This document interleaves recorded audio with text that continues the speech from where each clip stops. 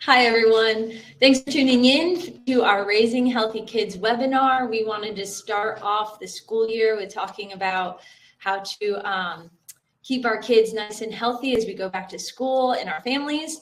I'm Dr. Tiffany, and this is Dr. Jessica, and we're excited to dive into immunity and some fun stuff today. Thanks for joining us, guys. So let's get started. So first, we're going to talk about how you can be preventative with boosting the immune system.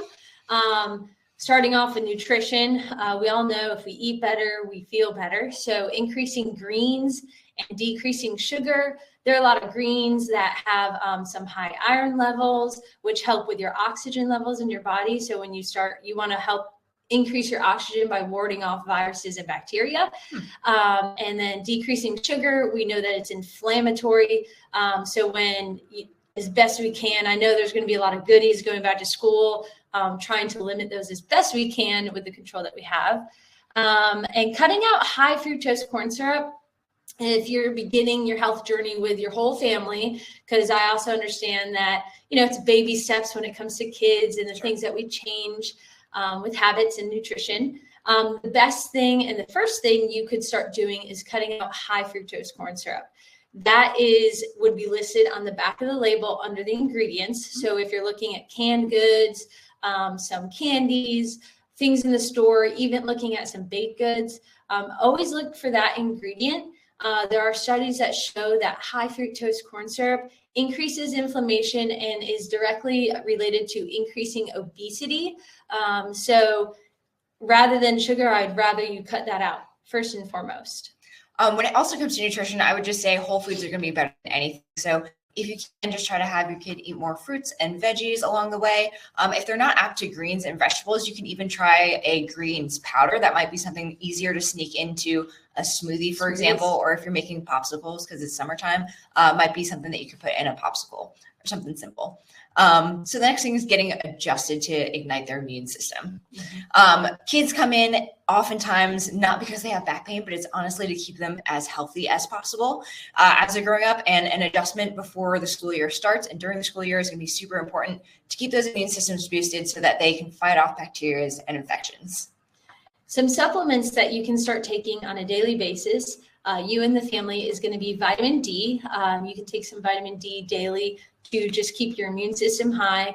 We know a lot of people that have lower vitamin D levels, even though we've been in the sun throughout the summer. The best way to know what your levels are is to get blood work, get it checked. But even if you don't know, just to take some vitamin D, maybe 1,000 to 5,000 IUs a day is a good healthy dose for the summertime. And then of course, as winter and fall set in where it's darker out earlier, you would want to maybe amp up or double your vitamin D levels then. Taking probiotics daily is good. Probiotics are in your stomach, and 80% of your immune system is in your stomach. What probiotics do is they increase the white blood cells, the T and B lymphocytes of your blood cells, to fight and ward off bacteria and viruses. Cool. So if you're already taking it, you're being preventative if you are exposed to those things. And then the last thing is zinc. Zinc stops viral replication. So it's more effective if you're taking it, if kids taking it preventatively. So giving a daily dose of zinc, we have Mary Ruth's on here, which is safe for kids to take as well. Just make sure if you're taking zinc, anybody, you take it with food. Definitely. If you don't take it with food, it will make you nauseous. It's not to be taken on an empty stomach. So that's helpful in if you were exposed to a virus, just stopping it in its tracks, really. We also, just to throw that out there, we have the BioRay Kids supplements up there, which is the tummy and even the immune system. So those are two things that we definitely recommend for kiddos going back to school this summer or this year. Right now, nice. Right now. If your child happens to get sick, these are some simple guidelines. Sometimes we get a little nervous with our first children, but when your body gets sick or when you start having symptoms, it is an expression of your body's, it's like your immune system's exercising. So like when we go to the gym and our muscles get sore, similar to that. So if we get sick, we want to do less. We want the noise to be less. So less volume on a TV or radio, avoid loud noises, even speak less to your child. The child, when your child's sick, they're really not going to want to eat too much, and that's okay. Their body will tell them when to eat again, especially if they have a fever, which we'll talk about fevers here in a moment. But just do less. Rest is very important. You can add more things to their diet though. So if they're not actually wanting to eat food, like Dr. Yu was talking about, maybe they want more liquids. So adding in more water, but it doesn't have to be just water. You could do bone broth or increase the breast milk. You can even do soups instead of actual food. So it's less on the digestive system. Another thing would be sleep. Sleep is when your body is going to heal more. So letting your child sleep for longer periods of time is definitely a good thing if they are experiencing some sort of sickness. And then the last thing would be even breath work or breathing more. So just making sure that your kid is getting in deep breaths. If they understand that concept of breathing more like that, you can just do a few rounds of deep breathing with them throughout the day. And that can actually help increase that oxygen intake, which will help boost that immune system. And it's okay to stop daily routine, not just for them, but if it's possible to stop daily routine for the family as well. Their brothers and sisters, maybe encourage them to take more naps or slow down. If they don't want to slow down, they could go outside and play, just so that their sibling can rest. Slowing down with your child is a good idea. Lots of snuggles. If they're young, some more skin-to-skin contact. Skin-to-skin contact helps promote hormones for healing. It also decreases stress hormones. So for whatever reason, if you're stressed out or about your child being sick, or your child might be stressed, skin-to-skin contact is a great way to decrease that. And just, snuggles feel good. It makes you rest easier. So increasing that, including the family. Avoiding sugars, juices, flour, dairy, fried foods. Fried foods actually increase stress. They increase dehydration and mucus production. So it's going to make your child more snotty. And we're not trying to we're not focusing on the symptoms. We're focusing on the child, but we don't want to encourage more of that. We want more hydration and less mucus production. Yeah, we want the body focused on fighting whatever's going on. Fever support. So fevers are not necessarily bad. Your body is supposed to get a fever. So this is a good concept to be shown when we're teething. So think about when your child teethes. Now, we can't remember when we're teething, which is a great thing because it's painful. So think about the tooth is starting to bud and it breaks the skin of the gum. So if you think about bone breaking the skin, I know this is drastic, but it's open skin. Your body's going to naturally raise its temperature because there's it's open skin and it wants to prevent bacteria from getting in that area. So it naturally will do that. Now, yes, there are some kids that go through teething and may not have a fever. We may not even realize they had a fever because they're still acting normal. But fevers are so common with teething. And it's supposed to raise the temperature to fight the bacteria that's possible to getting in that area. Low-grade fevers are typical with teething because low-grade fevers are typical for bacteria. The higher the fever, the more it might be a virus, because those are shown more with higher temperatures, 102 around that area. Nice. So if your kid has a fever, if they're teething or if they just have a fever in general, you want to meet their external temperature to their internal temperature because they feel so uncomfortable. So you want to take a warm bath. You could take one with them or just put them in the warm bath. If they haven't been eating because of the fever and you want to try and give them some bone broth or feed them, doing that in the bath, they will be the most comfortable to do that or take on snacks. So try to offer that then. And then getting adjusted, getting your chiropractic adjustment can help you heal quicker. Again, like we just said, getting adjusted can increase your immune system and help you fight. And then lots of snuggles, skin-to-skin contact. If we try to focus on the fever, if we try to focus on reducing the fever and the symptoms will actually last longer. But if we show our child more love and doing these things like the warm bath, and helping their body fight, it could heal quicker. Cool. Next thing would be ear infections. So a lot of kids are getting ear infections. And so here's some quick tips that you guys could do for that. Again, chiropractor, getting adjusted. Just because you might be getting adjusted once a week, if they are trying to fight something, you might actually want to come in 2, maybe even 3 times, depending on how hard their body is trying to fight. And that will just continually boost their immune system, allow them to fight off whatever is happening.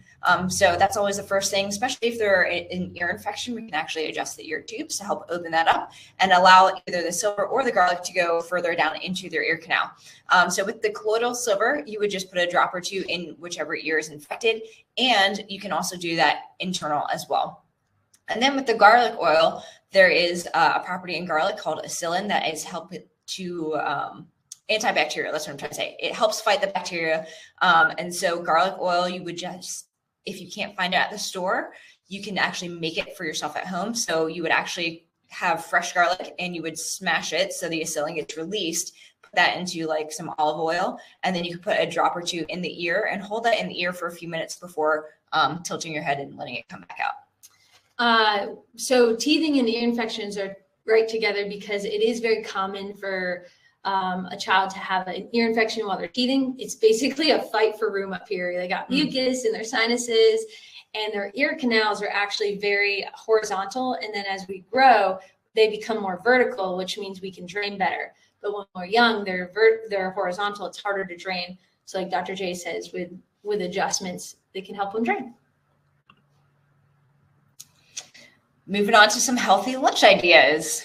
So snack ideas, lunch ideas, we understand that sometimes it's hard for a kid to want to eat good or healthy foods. So we thought about how we could make this fun for kids because we're picky. I was picky when I was a kid. So some fun ideas might be doing fruit kebabs for your children, or having like fun fruit, like making smiley face on pancakes. You can make pancakes, or smiley face in yogurt, something like that. It might make it a little bit more appeasing or appetizing to the kiddo. And also offering a dessert with the meal. So I know we grew up where we were offered dessert after the meal, which I think made me eat more dessert because I wanted more. Maybe. I deserved it. I had the meal. But I read this somewhere recently and I thought it was a great idea. So maybe offering a small portion of the sweet with the meal. And then once we're done, which is a cool idea. And then if you're offering new options to your child, another good idea is maybe putting a small sliver, a small portion of that new thing with the rest of their options that they're used to. So if they've never had carrots before, maybe putting 1 carrot slice on their plate, maybe with a little bit of hummus on it. And then they can see that it's new and maybe try it then.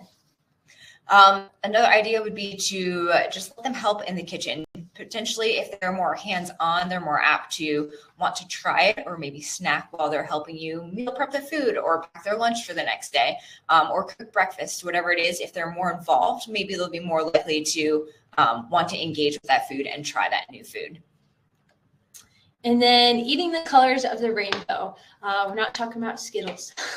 We will talk about Skittles in a moment. But just trying to explore different colors with your kids, maybe putting them on a plate so it looks colorful. Some options, we'll go through some colors.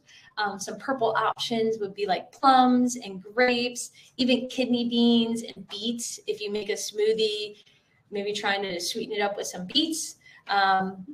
Another color would be orange. You can try apricots for something sweet, sweet potatoes, cantaloupe, oranges, papaya. Not all this at once, but just different variations of color. And then yellow, you could do pineapples, even butter, like showing that you cook with butter. Butter has a lot of benefit when it's grass-fed, healthy fats in it, butyrates in it, egg yolks, honey. Honey is going to be a better option when you're cooking, or I even use honey as if you were using syrup instead of using a syrup at the table for pancakes. I use honey because it's still sugar, but your body recognizes honey over other sugars. Some more ideas for colors would be green, could be seaweed, although seaweed snacks are kind of odd, but some kids really love that. Seaweed snacks would be great. Kiwis are a really good idea. Broccoli, pears. I love kiwi too. And then even some red would be red apples, strawberries, raspberries are some ideas of reds. And the ideas of getting the whole variation of colors is to provide more nutrients for your kids as they grow up. So hopefully we're getting more nutrients through the foods, and that way maybe they might not need a multivitamin if they are good eaters and not picky eaters. So we have some slides on some healthy swaps. There's so many colorful things in the grocery store and the packaged goods, and they're always advertised to kids. They're not always the healthiest options. So first one is on the slide, the left one is a good one. Chopsticks are the new and better version of Slim Jims. I grew up on Slim Jims. Me too. Bad. They have chemicals in them to preserve them. The beef sticks, chomps, are made from grass-fed beef. So that's a healthier option. It's better quality beef. And then if you go through and read the ingredients, there's like pepper in there, paprika, some spices that you recognize, and nothing that's to preserve it. So those are good snacks. And then the next one is going to be the late July chips. Have better ingredients than Doritos. Again, Doritos have these chemicals in them, more preserving, and then some food dyes, which we'll jump into in a moment. Instead of fruit snacks, so we all enjoy fruit snacks, but again, it's loaded with sugar. Maybe trying dried fruits, so dried apples, dried mangoes. I know at Trader Joe's they have a section of some dried fruits that you could try. Even banana chips might be a little bit better than just a pure fruit snack. And then even when it comes to hydration, so I thought this was super important because a lot of kids these days do Gatorade. Again, the food coloring is what we're after, and not having so many items or ingredients in it. So looking to more things like coconut water, because that will also help replace your electrolytes.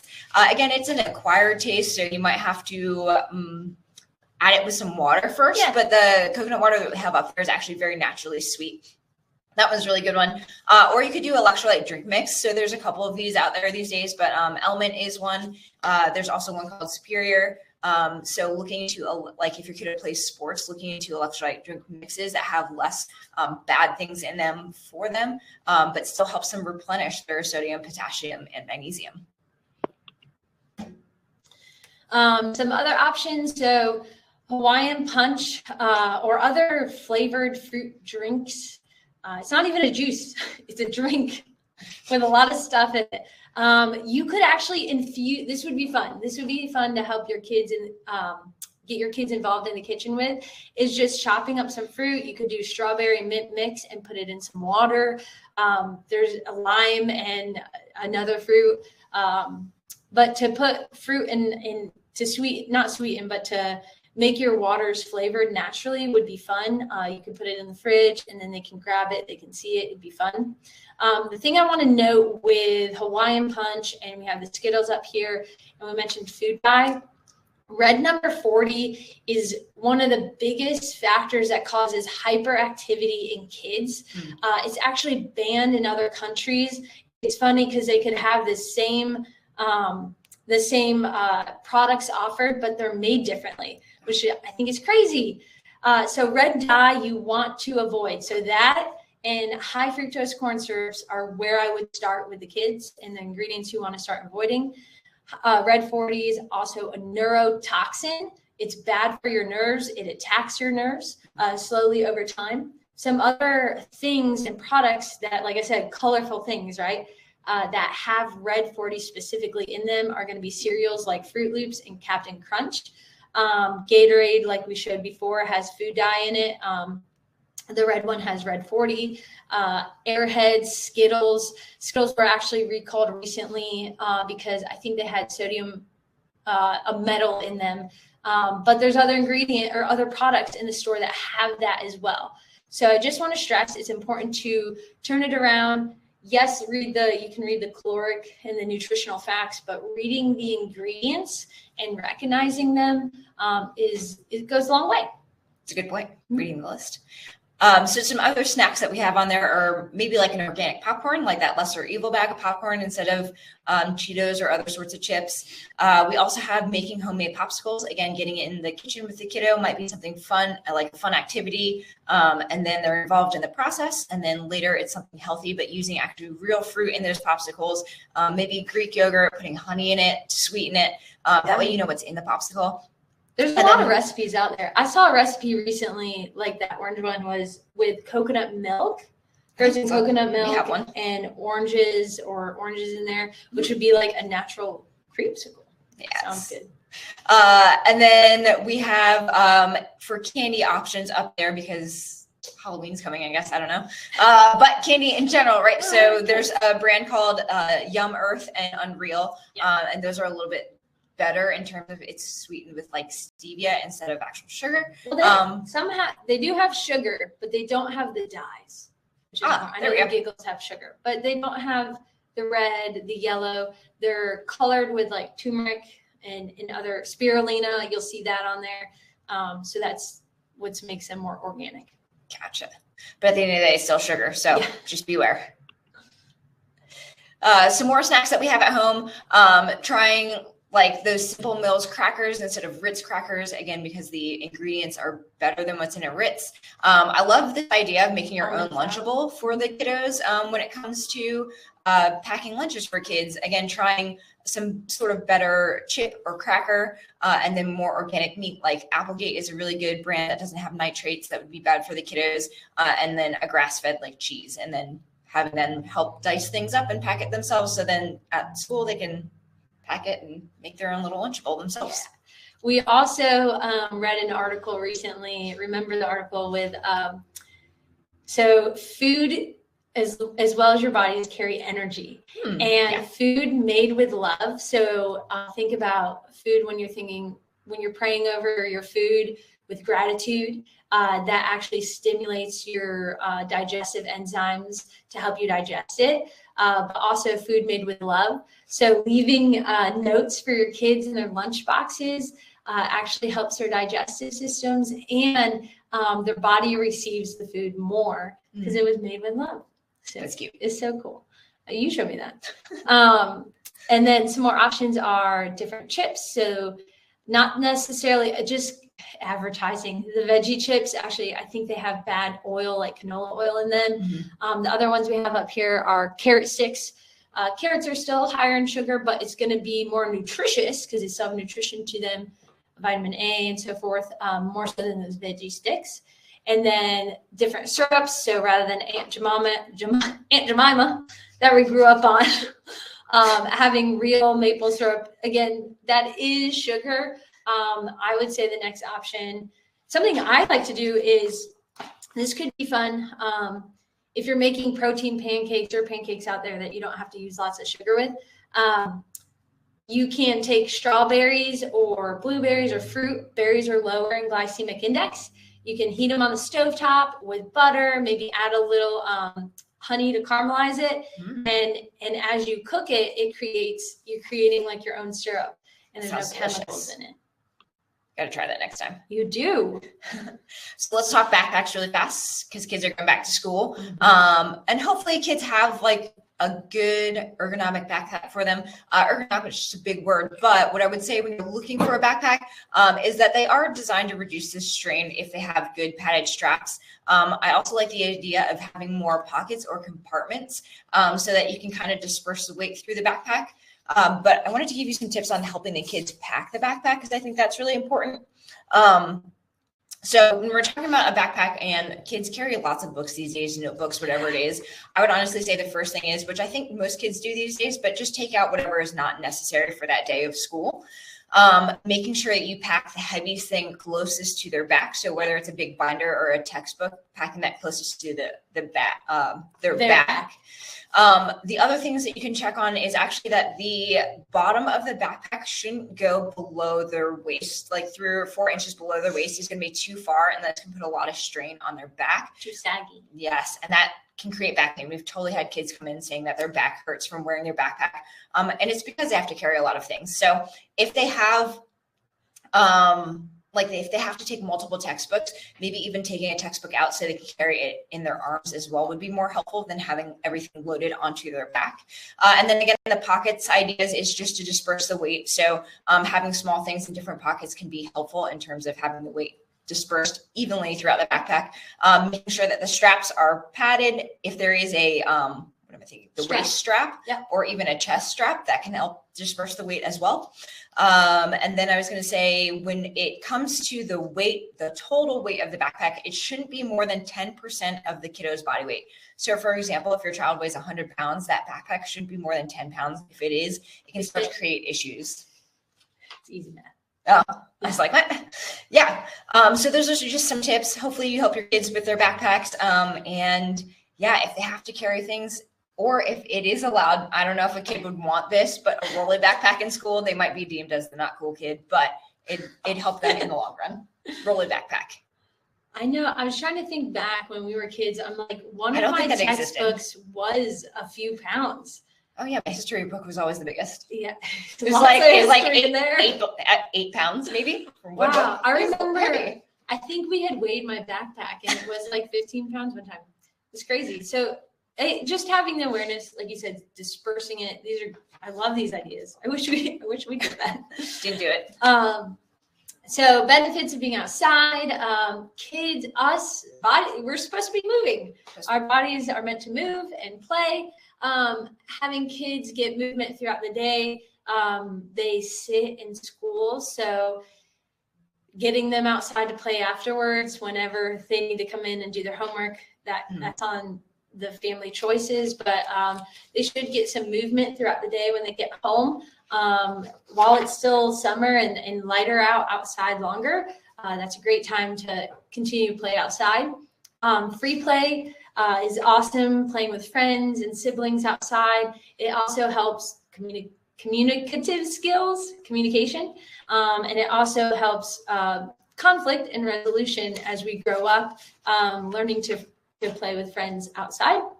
And then vitamin D, getting vitamin D just from being in the sunlight as the days are longer, which is awesome.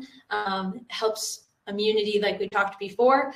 And one other thing that's awesome is playing outside exposes you to good germs in the soil. We talk about grounding here, walking outside barefoot.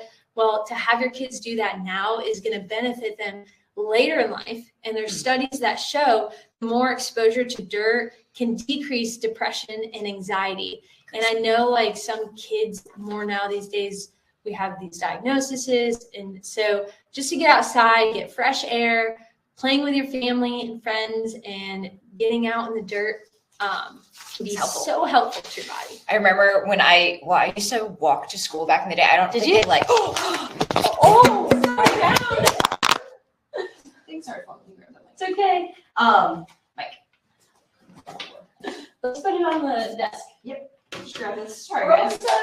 Almost done. But I remember back in the day when I used to be able to walk to school, right? I don't think they let kids like me enter to school these days anymore. But I was able to walk to school, which I would get a lot of sunlight. And then after I came home from school, though, I would be able to play in the neighborhood with friends. So I always thought that was super important, is being able to play before I did my homework.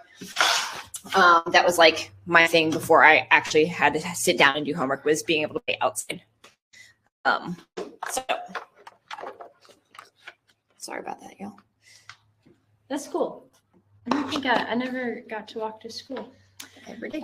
Screen time swaps. So I feel like there's more computers in school now as well. And listen, sometimes kids just want to be on an iPad playing a game. And during the summer, we're just coming off summertime, a lot more time at home. So I understand when it's needed, long car rides. But some reminders of some good options is they have these cool coloring pads now, not just with like pens, but like the old, it's like an old, like our Etch-a-Sketch, but They have like ones that aren't necessarily a screen, but like you can draw on with pens, like just on that pad, which is pretty cool. Gardening, including the kids in the garden, getting dirty with taking care of the plants, playing outside, riding bikes, doing family things together. Yeah. family games, puzzles. I was recently told by a therapist who does a lot of getting more into that child brain, because that's where a lot of our brain develops, is in childhood. And she told me that card games is really what helps kids' memory and their problem solving in their brain throughout life. So playing cards with your kids. I grew up playing cards. That's pretty cool. I always had fun. I get really competitive. But playing cards with your kids can help with that development, building toys, reading, and arts and crafts. Good swaps. I like this. And then the last thing we have for you guys, hopefully you've enjoyed everything, but we just wanted to resource you with a couple of places where we got some of our tips. Mama Natural and Wellness Mama have some really good tips and blogs. They have great books and websites that you guys can go to. They even have foods and recipes on there. If you wanted more specific on just cooking, we listed some cooking sites that we really enjoy. Again, they try to use like fresh whole ingredients and make things fairly simple and not too difficult when it comes to recipes. And then for Instagram, because I get a lot of my information from Instagram, I love their things. But Just Ingredients is a really good one. She does a lot of those swaps like we just had. She'll show a lot of those, not only when it comes to food, but even like home products, cleaning products, products that you put on your body. So that's just a really good person to follow. We love these resources. There's a lot of good stuff out there. If you want our suggestion, reach out to us, contact us through Instagram, through our email, info@TwinCityHealth. And we look forward to seeing you next time. Thanks for joining us, guys. Bye. Bye.